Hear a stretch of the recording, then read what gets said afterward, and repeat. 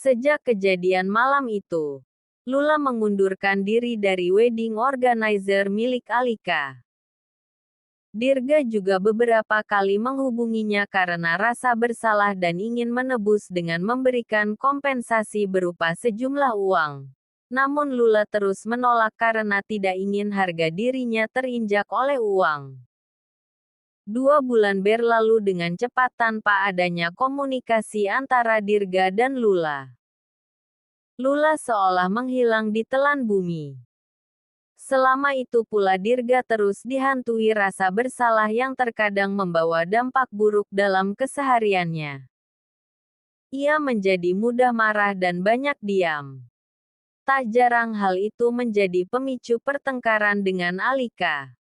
Siang itu di sebuah gedung perkantoran, Dirga dan beberapa rekan kerja sedang berjalan menuju lobi. Siang ini mereka ada rapat penting dengan klien di sebuah restoran mewah. Namun, saat akan melewati pintu kaca otomatis, pandangannya teralihkan pada sosok gadis yang berdiri tak jauh darinya. Lula. Dirga mematung. Begitupun dengan Lula. Gadis itu menundukkan pandangannya. Malu.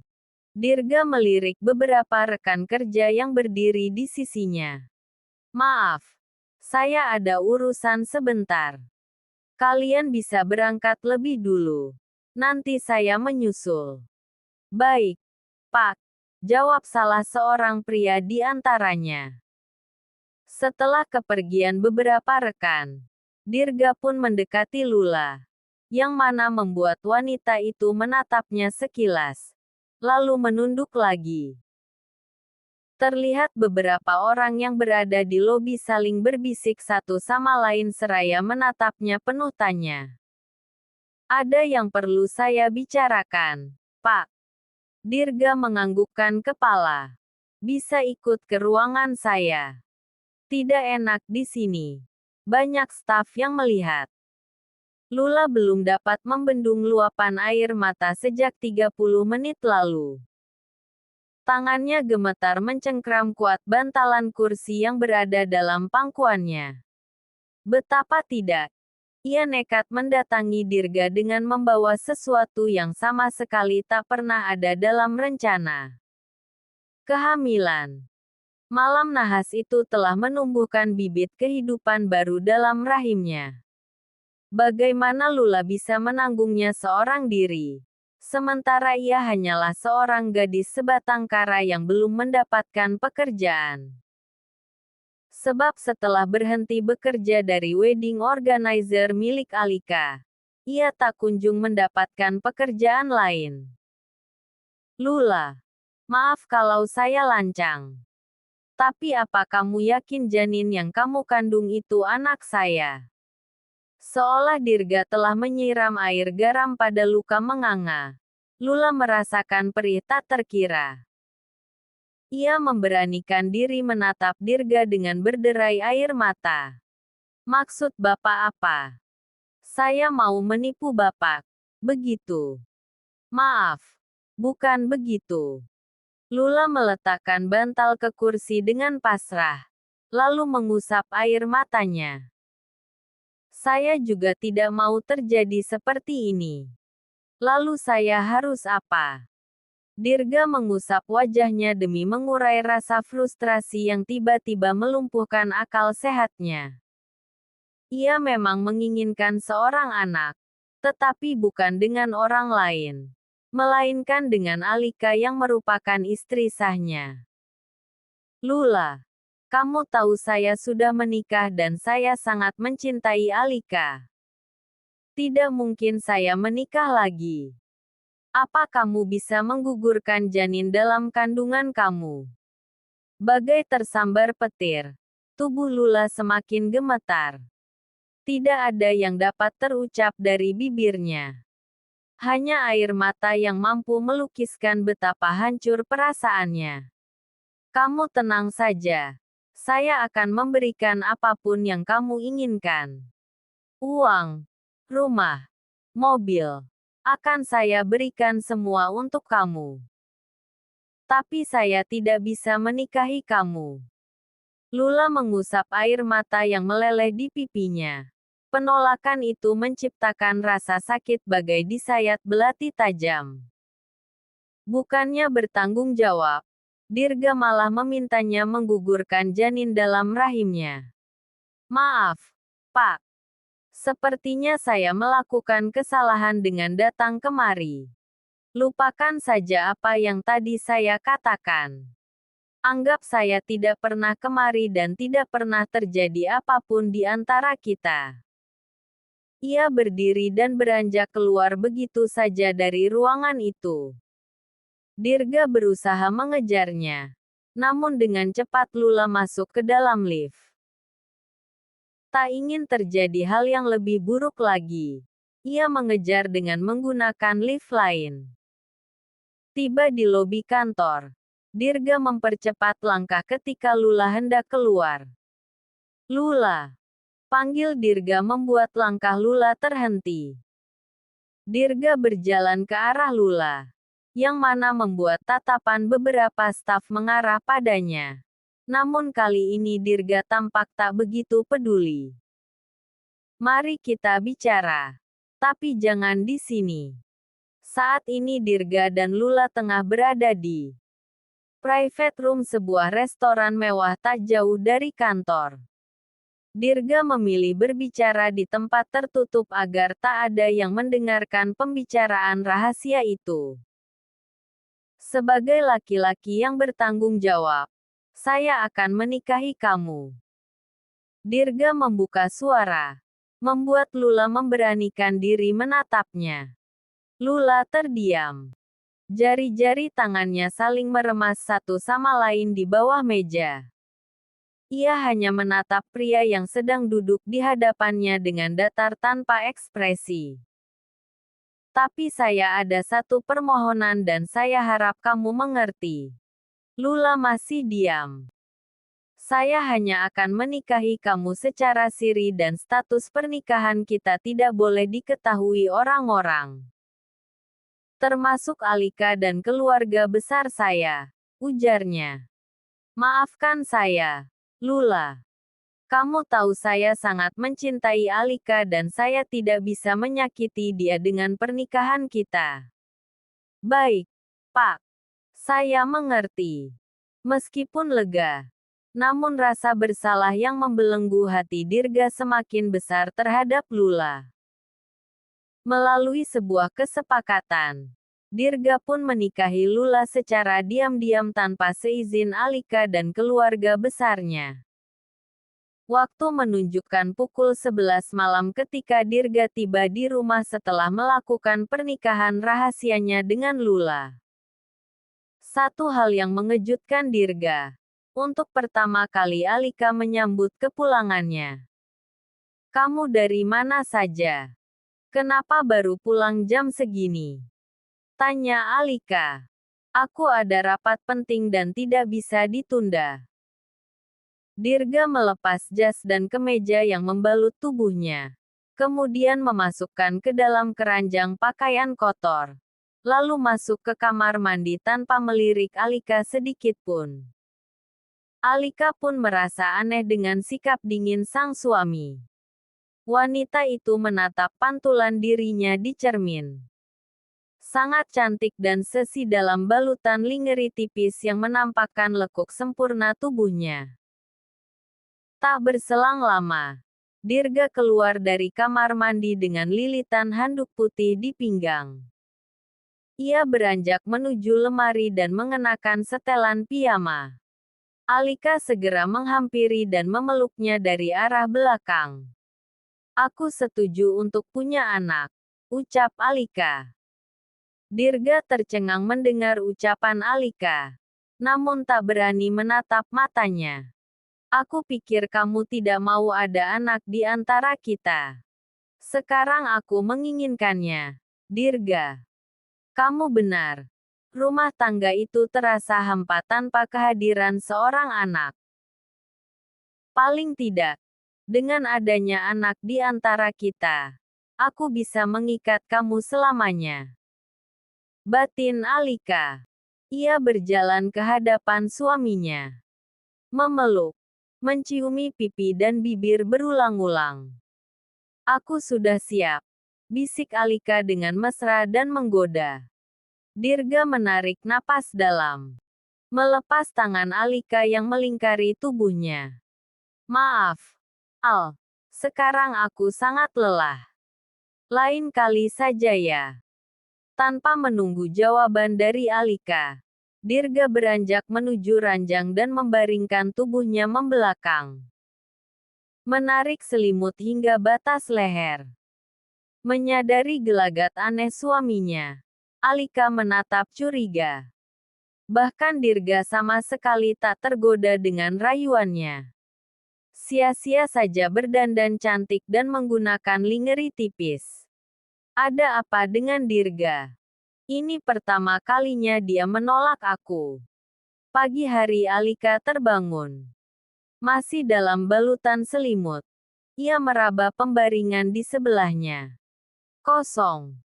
Dirga sudah tak ada di sisinya.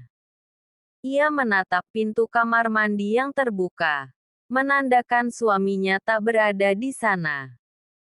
Apa Dirga sudah berangkat sepagi ini? Alika meraih ponsel di atas meja nakas dan mencoba menghubungi sang suami. Tetapi tak dijawab. Ia lantas mengenakan jubah piyamanya. Lalu keluar kamar dan menuju lantai bawah. Tampak Mbok Darmi sedang menata makanan di meja. Mbok, suami saya kemana? Ya, tanya Alika. Tuan sudah berangkat pagi-pagi sekali, Nyonya. Tuan juga tidak sarapan. Katanya nanti di kantor. Alika termenung sesaat. Ia semakin merasa Dirga sangat aneh sejak kemarin. Ia bahkan menghindar saat Alika mencoba merayu dengan manja. Padahal selama ini, Dirga tak pernah sekalipun mengabaikannya. Ada apa dengan Dirga? Aduh. Au. Alika larut dalam lamunan. Namun tiba-tiba meringis seraya memegangi perut bagian bawah. Hampir saja terjatuh jika tidak berpegang pada sandaran kursi. Nyonya kenapa? Tanya Mbok Darmi begitu melihat majikannya meringis. Tidak tahu, Mbok. Akhir-akhir ini perut saya sering sakit. Nyonya tidak periksa ke dokter. Nanti saya akan membuat janji dengan dokter. Ia lalu duduk di kursi. Mbok Darmi meletakkan segelas air putih ke hadapannya. Alika meneguknya perlahan. Tiba-tiba ponsel milik Alika berdering. Ia mendengus saat melihat nomor yang tertera pada layar. Lalu beranjak meninggalkan dapur untuk menerima panggilan itu. Halo. Maaf, Bu. Saya ganggu pagi-pagi. Tapi ini sangat penting. Alika tampak kesal. Ia sudah menduga apa yang membuat karyawan WO menghubunginya sepagi itu. Ada apa lagi? Tanya Alika setengah membentak. Beberapa kustomer komplain pelayanan kurang memuaskan. Selain itu, mereka menuntut pengembalian dana yang sudah ditransfer ke rekening ibu. Jadi saya harus bagaimana, Bu? Bagaimana ini? Aku sudah gunakan semuanya untuk bersenang-senang di Bali waktu itu. Kamu jelaskan dong ke mereka. Kalau pembatalan sepihak itu berarti seluruh DP yang masuk akan hangus. Jawab Alika kesal. Tapi mereka membatalkan karena kesalahan dari pihak kita, Bu. Katanya ibu janji akan memberi free gaun untuk resepsi. Tapi sampai sekarang gaunnya belum dipesan ke butik. Sementara resepsi tinggal 2 hari. Ya sudah. Saya akan cari jalan keluarnya. Alika memutus sambungan telepon. Ia tampak sedang memikirkan sesuatu. Apa aku minta sama Dirga saja ya? Selama ini kan dia selalu memberi apa yang aku minta. Di kantor. Dirga sedang disibukkan dengan berkas-berkas yang telah menumpuk di hadapannya. Sejak tadi ia tak dapat berkonsentrasi bekerja. Bayang-bayang Alika terus menghantuinya. Rasa bersalah pun semakin merasuki hatinya. Bagaimana kalau nanti Alika tahu aku sudah mengkhianatinya dengan menikahi wanita lain? Dia pasti akan sangat sedih dan kecewa. Apa dia bisa memaafkan aku? Ia bersandar di kursi, memikirkan bahwa bukan hanya Alika yang akan ia sakiti. Ada Lula, istri rahasia yang tengah mengandung anaknya. Lula lah yang akhirnya paling tersakiti dengan hubungan ini. Meskipun di antara mereka telah ada kesepakatan untuk bercerai setelah kelahiran anaknya. Tetapi hati kecil Dirga berkata yang dilakukannya ini salah. Ceklek. Lamunan Dirga seketika membuyar saat seorang pria memasuki ruang kerjanya. Ia hanya menoleh sekilas. Lalu kembali terfokus pada berkas di hadapannya. Ada apa, Jeff? Tanya Dirga. Pak, saya menerima lembar tagihan kartu kredit Bu Alika. Dirga menghela napas kasar, membuat Jeff merinding. Terus kenapa kamu harus laporan sama saya? Kamu kan tinggal bayar. Jeff tampak meragu. Selama beberapa saat ia terdiam seolah mencari kalimat yang tepat. Karena jika sedang sibuk dengan pekerjaan, Dirga terkadang tidak suka diganggu dengan alasan apapun. Tapi tagihan kartu kredit Bu Alika membengkak dalam jumlah yang tidak wajar, Pak. Walaupun ragu, namun Jeff memberanikan diri menggeser lembar tagihan kartu kredit Alika ke hadapan tuannya. Sontak bola mata Dirga membulat saat membaca nominal jumlah tagihan yang tertera. Apa-apaan ini, Jeff? Pekik Dirga dengan mata melotot. Bu Alika melakukan beberapa kali transaksi, berupa pembelanjaan dan penarikan tunai dalam jumlah yang sangat besar, Pak. Dirga pun membaca rincian transaksi yang dilakukan Alika selama sebulan terakhir. Jumlah yang sangat fantastis baginya. Apa yang harus saya lakukan, Pak? Tanya Jeff. Memijat pangkal hidungnya. Dirga kembali bersandar dengan frustrasi. Ia memang memberi Alika kebebasan untuk menggunakan kartu kredit yang diberikannya. Tetapi tidak pernah menyangka akan seperti ini. Blokir semua kartu kredit Alika. Saya akan bicara dengan dia nanti. Baik, Pak. Siang itu Alika sedang berkumpul bersama beberapa teman di sebuah kafe ternama. Meja telah berantakan oleh piring dan gelas bekas makanan yang tadi mereka nikmati. Inilah yang selama ini dilakukan Alika. Bersenang-senang di belakang suaminya. Wedding organizer miliknya seolah hanya sebuah topeng untuk menutupi kelakuannya. Nyatanya, Alika tak pernah mengurus WO itu dan hanya mengandalkan karyawan saja. Al, kamu mau ikut ke Singapura? Tidak. Kita lagi mau ke Singapura. Tanya Yeni menyeruput minuman miliknya. Singapura. Wajah Alika seketika berbinar. Ia sangat suka berbelanja dan Singapura adalah surga bagi mereka yang suka berbelanja. Boleh deh. Aku akan minta izin Dirga dulu. Ia melirik arah jarum jam di pergelangan tangannya. Siang ini ia ada janji dengan seorang dokter untuk memeriksakan kondisinya yang kerap mengalami sakit di perut. Kalian info saja kapan mau berangkat. Aku sedang buru-buru. Ada janji dengan dokter siang ini. Alika menautkan tas di lengan. Mereka lalu bergegas menuju meja kasir untuk melakukan pembayaran. Meja 16 tolong dihitung semua. Ucapnya seraya menyerahkan sebuah kartu. Baik, Bu. Alika mengobrol sebentar dengan teman-temannya sambil menunggu. Hingga beberapa saat, kasir wanita itu menatapnya. Maaf, Bu. Kartu ini tidak bisa digunakan. Oh, coba kartu yang satu. Ia memberikan lagi 2 kartu lain. Maaf, Bu. Yang ini juga tidak bisa. Alika terkejut. Ia menatap teman-teman dan kasir kafe dengan wajah memerah. Dirga memblokir semua kartu kredit aku.